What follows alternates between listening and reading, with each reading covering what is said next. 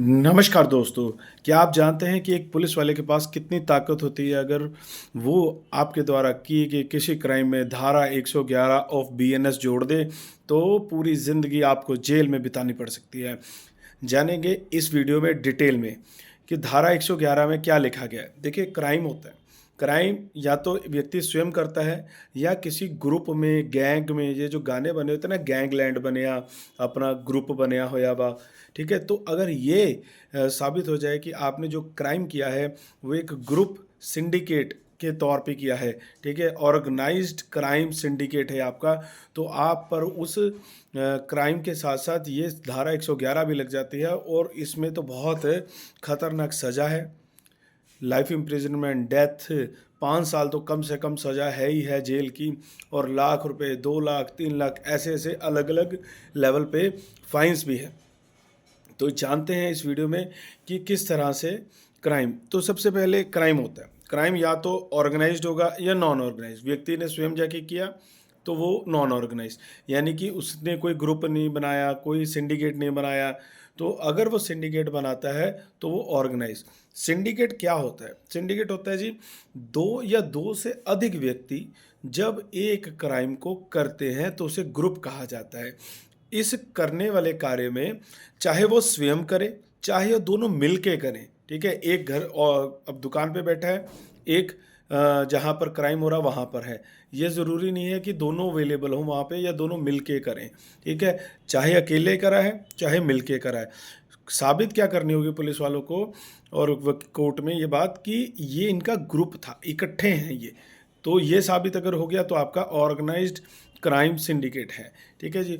और एक्टिविटीज़ कौन सी हैं कि कौन किस प्रकार की, जो भी अनलॉफुल एक्टिविटीज़ हैं जो कॉग्निजेबल हैं, जिन पे पर्चे दर्ज हैं सीधे ही, वो कॉग्निजेबल एक्टिविटीज़, चाहे आपने कोई रॉबरी करी, किसी व्यक्ति ने थेफ्ट करी, एक्सटॉर्शन करी, लैंड भूमाफिया करते हैं ना, कि वो एक फ़िल्म आई थी अनुपम खेर जी की कि कब्ज़ा कर लेते हैं प्रॉपर्टी पे, वो करी है, कॉन्ट्रैक्ट किलिंग करी। इकोनॉमिक ऑफेंस, इकोनॉमिक ऑफेंस में तो नोट बदले, करेंसी बदली, स्टैम्प पेपर गवर्नमेंट के बदले, कोई फाइनेंशियल फ्रॉड करा, ये सारे कई सारे। साइबर क्राइम तो ग्रुप है तो उन पे बड़ी सज़ा है साइबर क्राइम।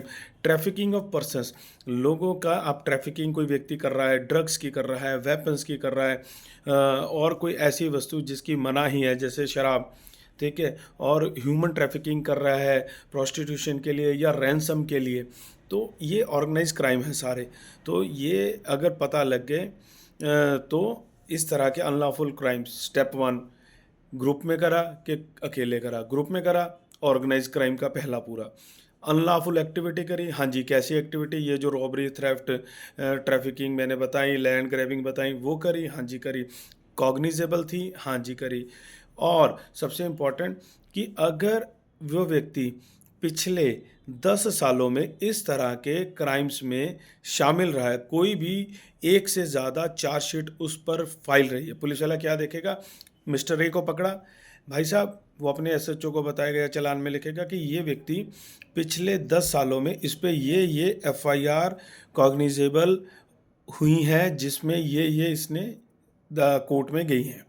तो स्थापित हो गया कि ये तो बंदा हैबिचुअल है, ये लगातार क्राइम्स करते रहे। तो आपने देखा होगा कई बार पुलिस बताती है कि इन पर पहले भी आपराधिक मामले दर्ज हैं। तो ये हो गया क्राइम, ऑर्गेनाइज क्राइम सिंडिकेट, ठीक है जी। अब क्या हुआ कि कैसे स्टेप 1 ऑर्गेनाइज्ड हो गए।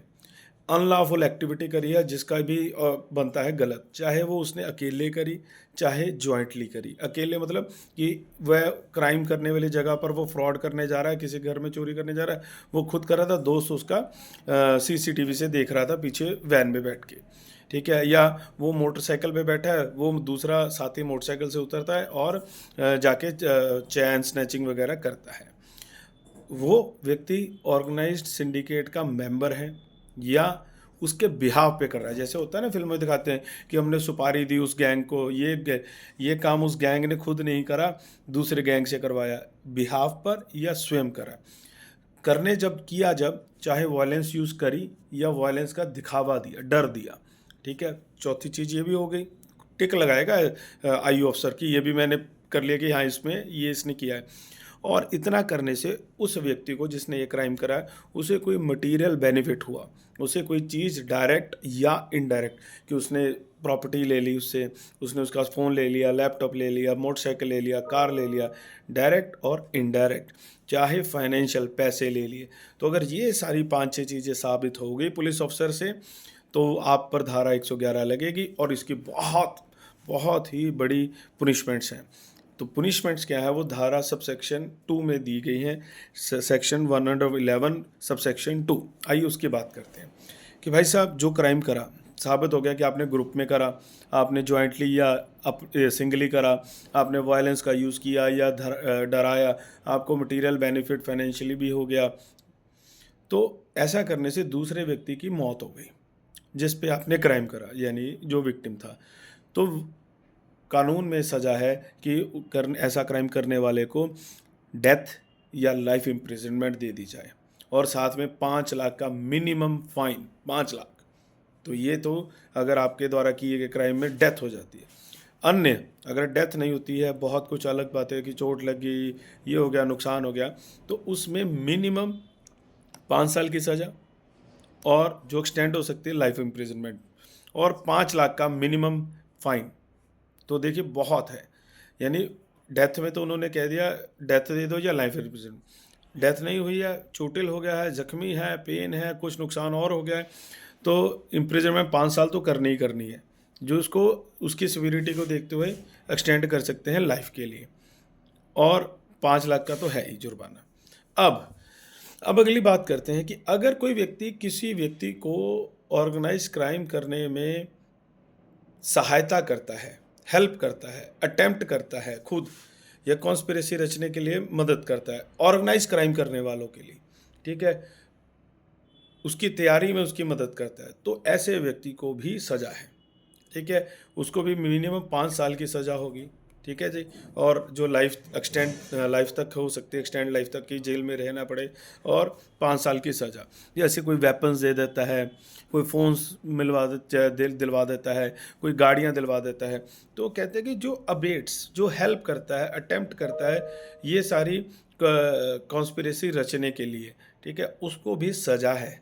तो ध्यान से रखें कि आप क्या कर रहे हैं, ठीक है, इंटेंशनली कर रहे हैं, मुख्य बात है, इंटेंशनली उसने ये कॉन्स्पिरेसी में मदद की तो उसको सज़ा है, अनइंटेंशनली नहीं।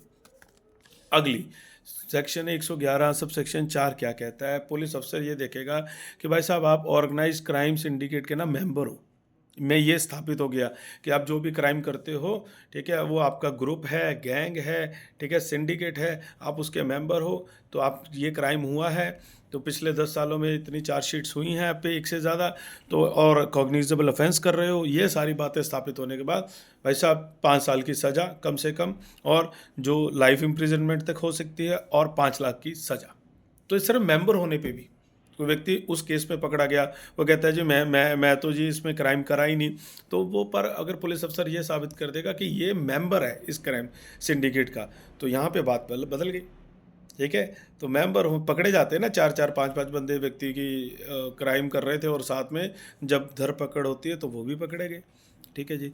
अब अगला सब सेक्शन 5 है कि कोई व्यक्ति ने किसी व्यक्ति को छुपा लिया, ठीक है, जिस व्यक्ति ने क्राइम करा, ठीक है, उसने जैसे मान लीजिए कोई चोरी करी, चोरी करने के बाद आया, चाहे रॉबिंग करी या कोई भू माफिया का काम करते हैं, वो आए, वो एक घर में चले गए वहाँ पे रहने, वो घर वाले ने उसे जान के रखा, उसे पता था कि ये ऐसे क्राइम करते हैं ऑर्गेनाइज क्राइम, पर उसको शरण दी, उसको अपने घर में छुपाया, ठीक है, या उसको कुछ भी मदद करी, या उसके क्राइम को छुपाया, कंसील करा, तो ऐसे व्यक्तियों को भी कानून बीएनएस ने सख्त है, वो कहता है नहीं भाई इनको भी सज़ा दो। इनको क्या सज़ा मिलेगी, इनको 3 साल की मिनिमम जेल होगी, जो एक्सटेंड हो सकती है लाइफ इम्प्रिजनमेंट तक, और साथ में 5 लाख का जुर्माना। तो देखिए 5 लाख का जुर्माना तो बीएनएस कह रहा है कि कम से कम होगा ही होगा, चाहे आपके द्वारा क्राइम किया और डेथ हो गई, आपके द्वारा क्राइम किया, डेथ नहीं हुई पर दूसरी हो गई, ठीक है, आपने मदद करी वेपन्स में, कॉन्स्पिरेसी में, अबीट्स करा, हेल्प करा,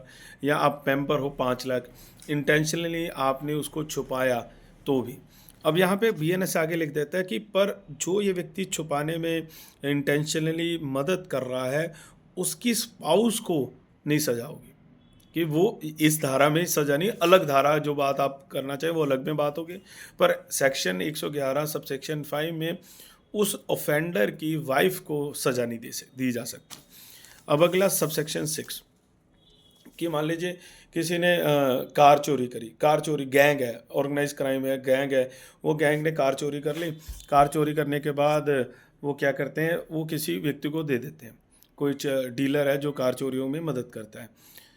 तो वो डीलर के पास गाड़ियाँ पकड़ी गई, पुलिस ने पकड़ ली। अब इस ऐसे व्यक्ति को अगर वह व्यक्ति ये साबित ना कर पाए कि उसके पास जो वस्तु मिली है वह उसकी है, ठीक है, और वो उसने किस तरह से खरीदी है, तो जायज़ तरीका नहीं अगर वो जस्टिफाई करा पाता तो उसको भी सज़ा है।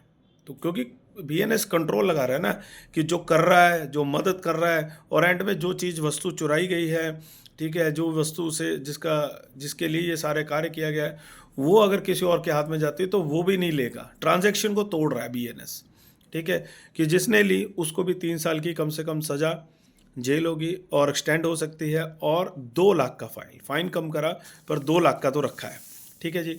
अब अगला, अगर कोई व्यक्ति किसी और के यानी कि जिसने क्राइम करा, ऑर्गेनाइज क्राइम, उसके बिहाफ पर कोई वस्तुएं रखता है, पोजेशन में है, चाहे मूवेबल या इमूवेबल, कि उसने कब्जा ले लिया प्रॉपर्टी का, कब्जा लेके उसने किसी और को बिठा दिया, ठीक है, तो मिस्टर ए ने कब्जा लिया, मिस्टर बी की प्रॉपर्टी थी, नाजायज़ कब्जा था, ग्रुप था उनका ऑर्गेनाइज, ठीक है, तो डरा धमका के कब्जा ले लिया और मिस्टर सी को वहाँ पे बिठा दिया।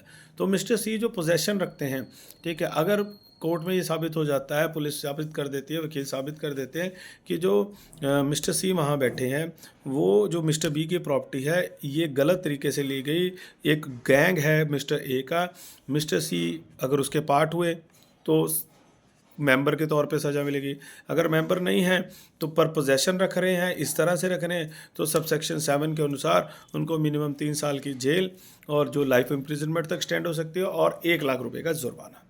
तो उम्मीद करते हैं आपको ये वीडियो हमारी अच्छी लगी होगी। पूरे विस्तार से हमने बताने का प्रयास किया है कि कोशिश करें कोई भी व्यक्ति अगर ऑर्गेनाइज्ड क्राइम सिंडिकेट का मेंबर बन रहा है या जा रहा है तो उसे रोकें, तो उसे ये वीडियो दिखाएं कि कितने गंभीर परिणाम होंगे इन सब एक्टिविटीज़ के। अब उम्मीद करते हैं आपको यह वीडियो अच्छी लगी होगी। जय हिंद, जय भारत। प्लीज़ लाइक शेयर ज़रूर करते रहें।